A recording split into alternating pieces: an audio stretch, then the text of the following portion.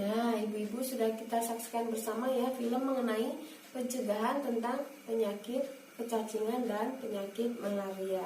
Kira-kira apa saja ibu-ibu yang dapat kita ambil kesimpulan dari film tadi ibu-ibu? Cara-cara untuk mencegah penyakit kecacingan apa saja kira-kira ibu-ibu? Ya, pertama, hindari kebiasaan membuang tinja ataupun BAB di tanah maupun di kebun ataupun di sawah. Kemudian ya, gunakan alas kaki ketika kita hendak keluar rumah. Kemudian mencuci tangan dengan air mengalir dan menggunakan sabun ketika kita hendak makan, serta pemeriksaan rutin dan mendapatkan obat cacing dari puskesmas. Selain itu juga kita harus menjaga kebersihan diri maupun kebersihan lingkungan. Nah, sedangkan untuk mencegah penyakit malaria apa saja yang bisa dilakukan ibu-ibu?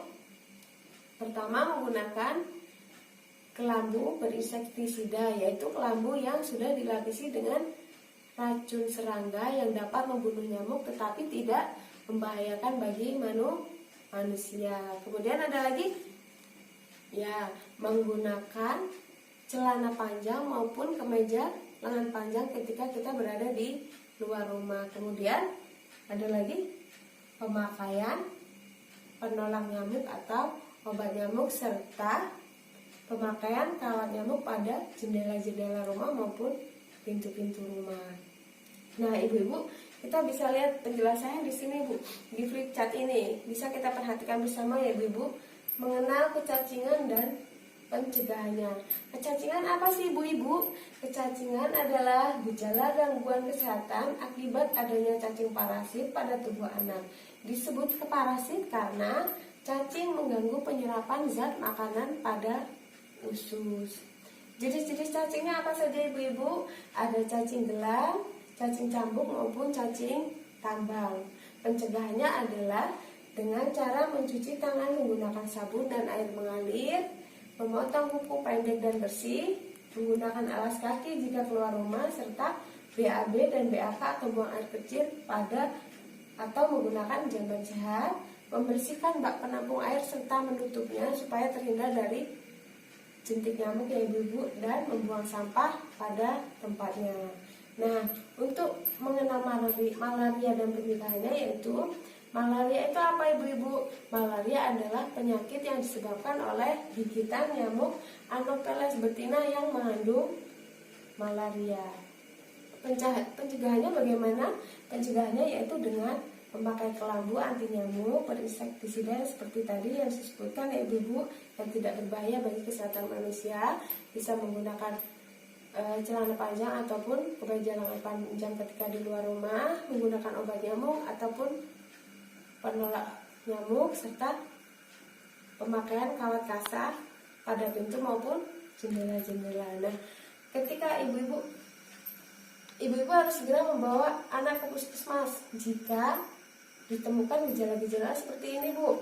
Demam disertai dengan kejang, demam tidak turun dalam 2 hari, demam disertai dengan bintik-bintik merah pada kulit, serta pendarahan di hidung dan atau BAB yang berwarna hitam. Segera dibawa ke puskesmas atau ke layanan kesehatan supaya dapat segera ditangani. Nah, kira-kira ibu-ibu ketika ibu-ibu berobat ke rumah sakit atau ke puskesmas pernah tidak ibu memanfaatkan BPJS ataupun KIS?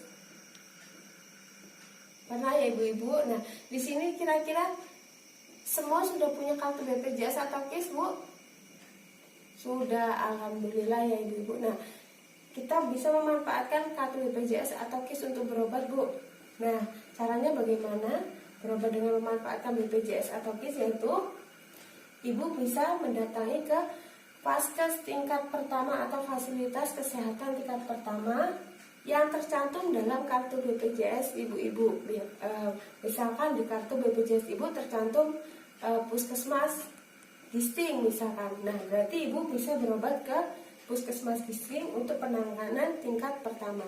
Nah, ketika di puskesmas tingkat 1 atau vaskes tingkat 1 ibu tidak dapat ditangani, ibu bisa dirujuk ke fasilitas kesehatan yang lebih tinggi, yaitu fasilitas kesehatan tingkat 2, tetapi harus meminta rujukan terlebih dahulu ke fasilitas tingkat pertama. Nah, begitu juga ketika ibu tidak dapat ditangani di rumah sakit tingkat kedua atau vaskes tingkat kedua, ibu bisa mendapatkan rujukan kembali untuk berobat di vaskes yang tingkatannya lebih tinggi atau vaskes tingkat 3, biasanya di rumah RSCM atau Rumah Sakit Cipto Mangunkusumo maupun RSUPN atau Rumah Sakit Umum Pusat Nasional. Begitu ya ibu-ibu. Nah, jika kita sudah mempunyai kartu BPJS, kita manfaatkan ibu-ibu. Sayang kita punya kartu tapi tidak dimanfaatkan, karena berobat dengan kartu BPJS itu gratis, Bu, tidak ada biayanya. Begitu ya ibu-ibu, paham?